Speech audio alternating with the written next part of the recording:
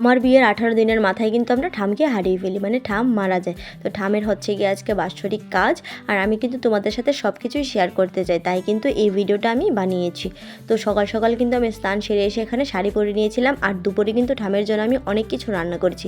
মাছের ঝোল, ডাল, বেগুন দিয়ে আলু দিয়ে ভাজি, বাঁধাকপি আর আমুচ্চা, যেটা কিন্তু ঠাম অনেক পছন্দ করতো। আর এই সবগুলিই কিন্তু আমি একা হাতে রান্না করেছি।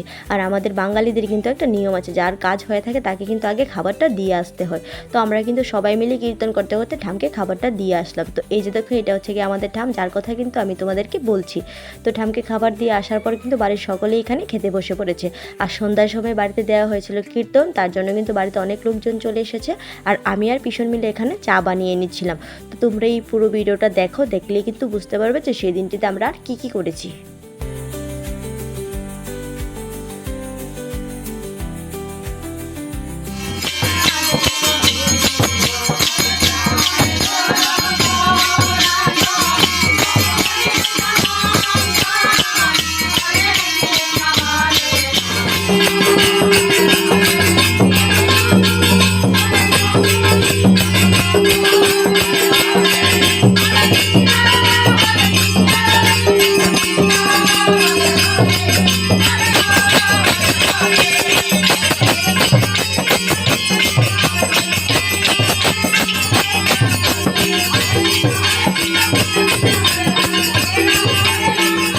কীর্তন শেষ হয়ে যাওয়ার পরে কিন্তু আমরা সকলকে প্রসাদটা দিয়ে দিই। আর তোমরা যারা আমার ভিডিওটা দেখো কিন্তু কোনো রিঅ্যাক্ট করো না, তাদেরকে কিন্তু আমি অনেকবারই বলেছি, তোমাদের ভালোবাসার সাপোর্ট ছাড়া কিন্তু আমি এগোতে পারবো না।